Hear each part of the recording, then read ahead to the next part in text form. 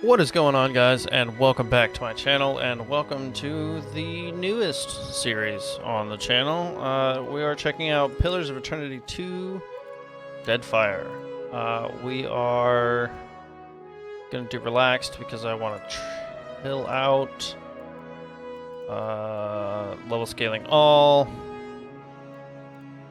We could skip the intro, but for the video we're going to keep the intro. What is this? Beginning equipment with fine quality weapons and armor.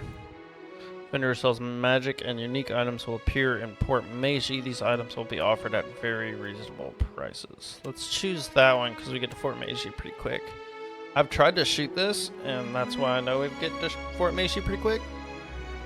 I've tried to shoot this twice now, but both times files got corrupted. So we're going to start this again, try this again, see how this works.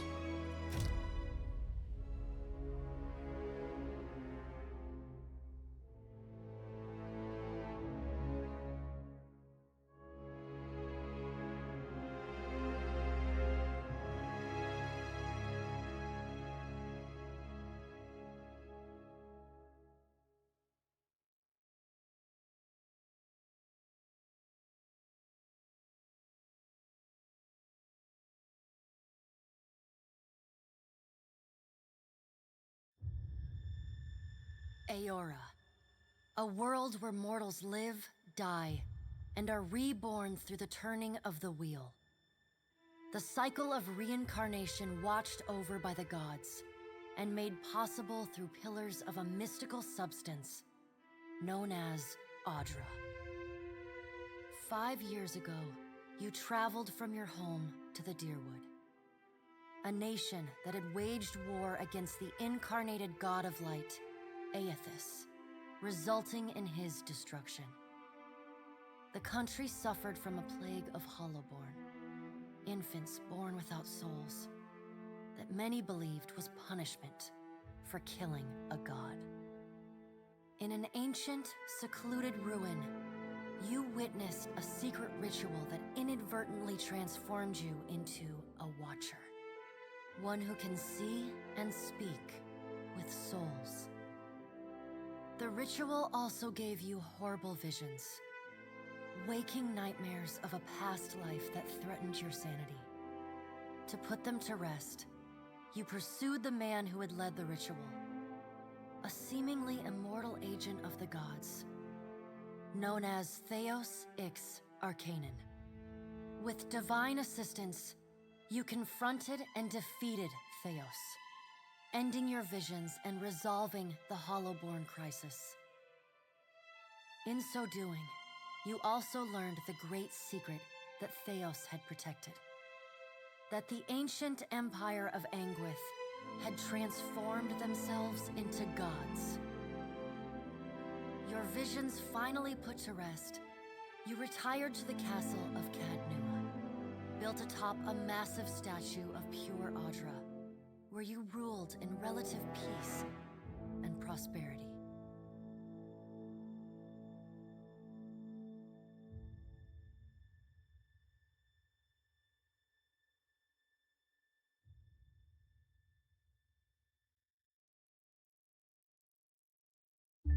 Made a nice story.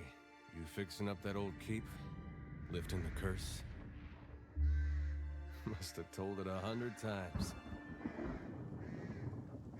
But something got to gnawing at me. Thinking the spirits there weren't really at rest. That maybe the gods weren't finished with us.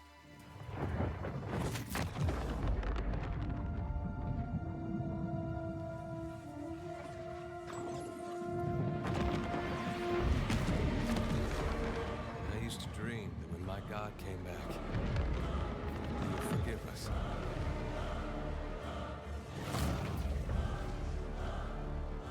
That's the trouble with dreams. Sooner or later, we all have to wake up.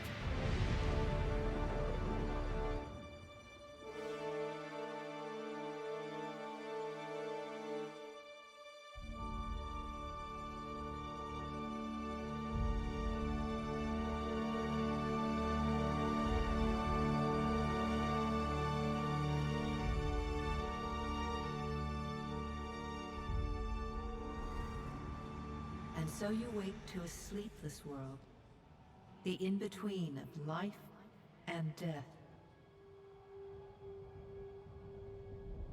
Follow your memories. You have been here before. That You intro have is so seen cool. past the shroud. You are a watcher now, and a watcher you will stay.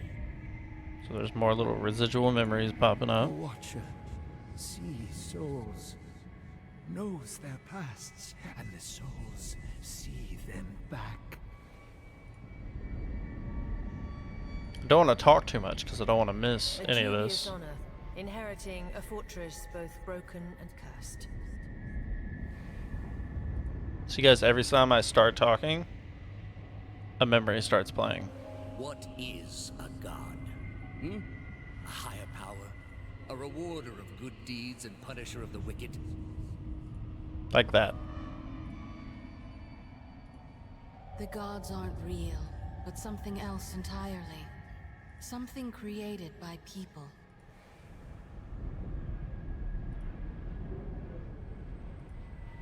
And did you ever consider that these were things you were never meant to understand? That their comprehension is beyond you?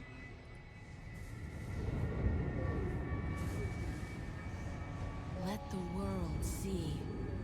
Let them decide what to do. The wheel has turned again, Watcher. Come. Alright, so this whole game, well, large portions of this game are voiced by all of the voice actors over at Critical Role. And I love them.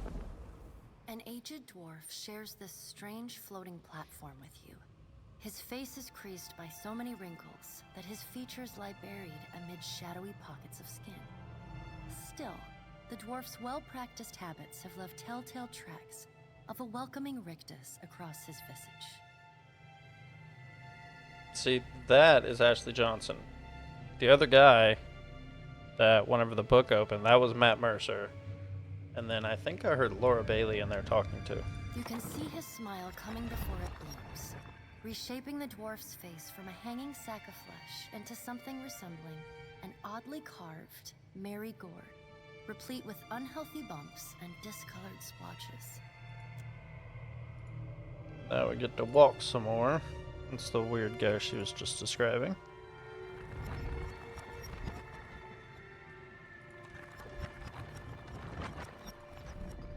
Let's go take a sit in that chair over there. Oh, wispy hair over here. Sit. Please. You got it. Thank you for joining us, Watcher of Cadnua. The gaunt woman seated at the table is clad in time-worn black armor that seems too massive for her to move in. A pale, slender neck rises from the gorget, topped by a hollow face. The milky skin stretched across it is delicate and translucent, like parchment that has been scraped clean too many times. That's creepy. She's preoccupied with the arrangement of cards on the table between you. With each movement, her armor squeaks and groans as though bearing an incredible weight. She places a final card, gives a nod of satisfaction, and raises her eyes to meet yours. Alright. Your brush with the divine has drained you of your powers, fractured your memories. Look upon these cards. They represent the courses of your life. You alone know best how they flowed. Arrange them to fit what you remember. Alright. Select which history took place during Pillars of Eternity, or select a Pillars of Eternity in save game to import. So I never played the first Pillars of Eternity, if I'm going to be honest. So let's read through some of these. Benevolent Soul and Pillars of Eternity, you return the lost Hollowborn souls to the Deerwood's children, as you had pledged to Hylia. Goddess of the Sky, Maternity, Creativity, Bird, Song, Invention, Language, and the Arts. Not known to take a particular physical form, but thought to be present in birds of all kind. You were kind and merciful to people you encountered, sympathetic to their pain, and charitable to those who needed help.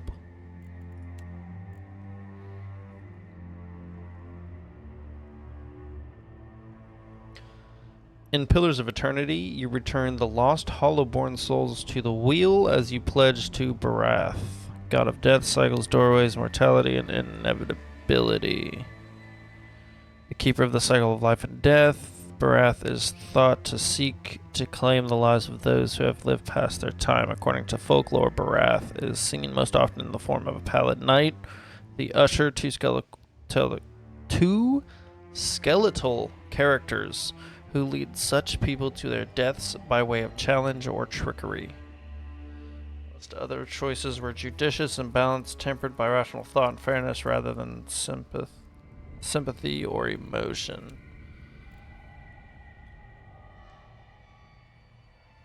So, god of the hunt, assassin's pursuit, wilderness, and predatory creatures, sometimes thought to take the form of fur-clad hunter.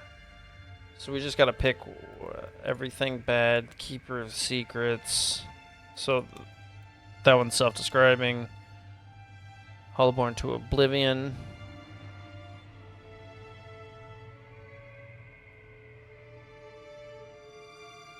Supported maintaining the god's secrets as well as your own. Dark times. Can send the souls of the Hollowborn to oblivion. To Ringrand, you left. I can't say that. Left awake in physical destruction and spiritual annihilation wherever you went, seeking to bring a final end to all things. No thanks. I think we're gonna go benevolent soul. Let's go with Does that. everything appear to be in order? Yeah, sure. Good. Welcome to the Beyond. I am Berath. One half, anyway. She points a finger in the direction of the dwarf who led you here. Though the movement is slight, her gauntlet squeaks like a rusty hinge. The dwarf's rictus returns as he nods in the woman's direction. Tell me, do you remember when we last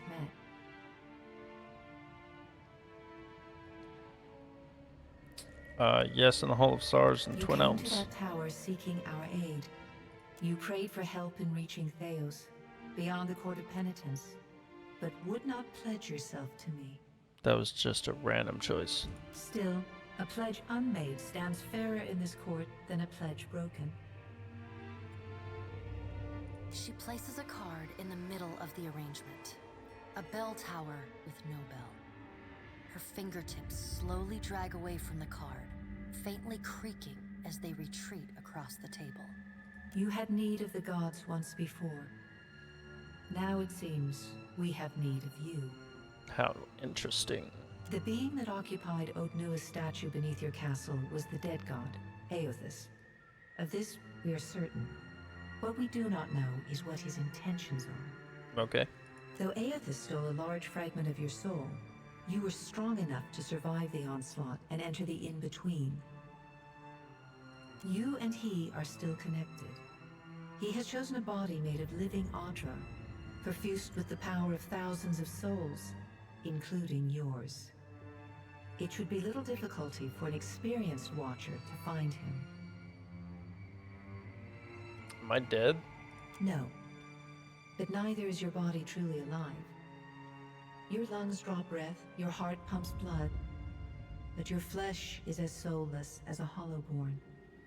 That is, until I return you. Okay. She delicately places a card upright on the table. The art depicts souls flowing out of a pillar of Audra. Well, I'd like to find him as much as you would. He destroyed my castle and killed who knows how many people around it. Had enough of dealing with gods, all of you. Why should I care about any of this? Let's get on with it. Once you threaten me, I'm not doing it. He destroyed my castle. I'm kind of mad. I know. It is my business to know. 322 in Cadnua and your surrounding lands. Their souls remain in Aothus still. You have the power to save them. Serve me and I will return you to your body. Or don't, and return to the wheel. Alright, that was threatening. Before you return to Aora as my herald, you must remember who you were, the last whisper of life and death. For a moment, the sockets of her eyes darken, leaving the pits of a death's head gazing out at you. When you can picture your own face, the Beyond will lead you back to your own kind, to the world of mortals. Wonderful.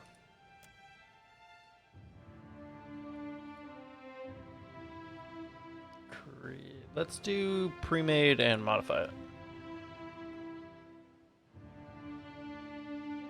Barbarian, wizard, monk, ranger, cipher, druid. I think druids are kind of cool.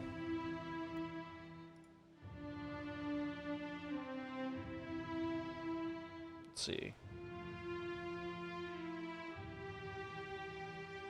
Probably skip through most of this. Edit it out if I don't make a quick choice. Alright, we're a druid. Go forth now, That's what we Watcher, picked. as my herald.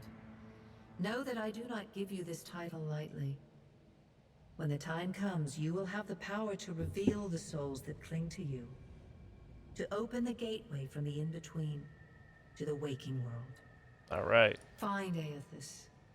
Learn his plans. When I have cause to talk to you, I will summon you. With a quick gesture of her hand, you feel a sharp pain in what would be your chest. The pain continues, intruding deeper into your soul. Looking down, you see a small lump of darkness roiling within you. A chime. Do not fear, Herald. It will not harm you unless you choose to cross me. I trust it will not come to that. Her gauntleted hand gestures to the dwarf, hovering nearby. The dwarf nods, contorts his face with his odd smile, and gestures to a new door. Sounds sinister of some sort. It will not hurt me unless I betray you. Of some sort. How interesting. Okay.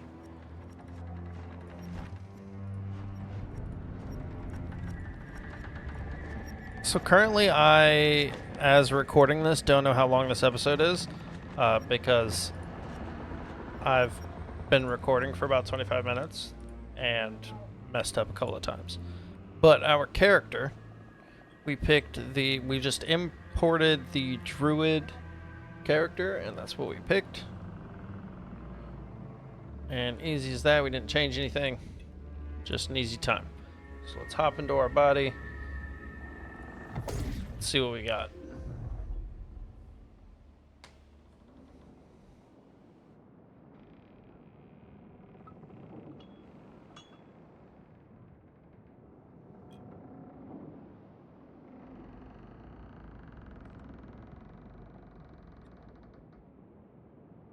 The return to your body feels like waking after a fitful drunken sleep. The rocking of the ship sends pain jolting through your limbs. Crashing waves hammer inside your skull. Wonderful. So like a hangover. Adair watches over your body with a glazed look, taking long, even tokes from his pipe. At the first movement of your chest, he starts. His gasp, mid-puff, sends him coughing and straining for breath. Poor guy. No, there's no way. You're awake. What are you doing awake? It's Matt Mercer again. How are you feeling? Weak, but I'm sure it will pass. Sure. Been out a long time. I hate to cast a pall over your recovery, but I'm afraid I have some bad news for you. Well, that's no good. The voice echoes from inside the bust. The remains of the steward of Cad Nua. Cad Nua has been destroyed. Aethys possessed the statue of Maros Nua and rose from the ground, consuming the souls of all nearby. I heard. It is only by the exceptional strength of your soul that you survived. And even then, just barely. It's 'cause I'm a beast, man. The further Aethys withdrew, the weaker you became. We chartered this ship and followed him to the Deadfire archipelago. I know not how, but it seems he has retained a piece of your soul, and proximity to it has brought you back. I know. How could you know all that? You've been faking on us. He pokes at your shoulder with one finger. Misfortunes brewing topside. We... Migrants fires the captain stirs. An older man with ale-sour breath rubs his bloodshot eyes, and stares at you. Wonderful. Engrim, the smell of drink on your breath could wake the very dead. Now what's this about? Pirates. They're demanding parley with you, Captain. I know this is asking a lot, but you better arm yourself and get on deck. Should be some gear in there. He indicates a nearby wardrobe. Alright, guys. This is our gear, and this is the end of episode 1. I'm going to try and post episode 1 and 2 pretty quickly back to back, so that we can actually start to explore the game and see some of the story going on, and not just the intro as the first video. But I also don't want to make this video 40 minutes long. So, if you guys are liking this one, please like it, subscribe, do the YouTube things for the algorithm to help me out, and comment down below if there's any other games that you'd like me to check out and make a series on or anything like that. Thanks for watching.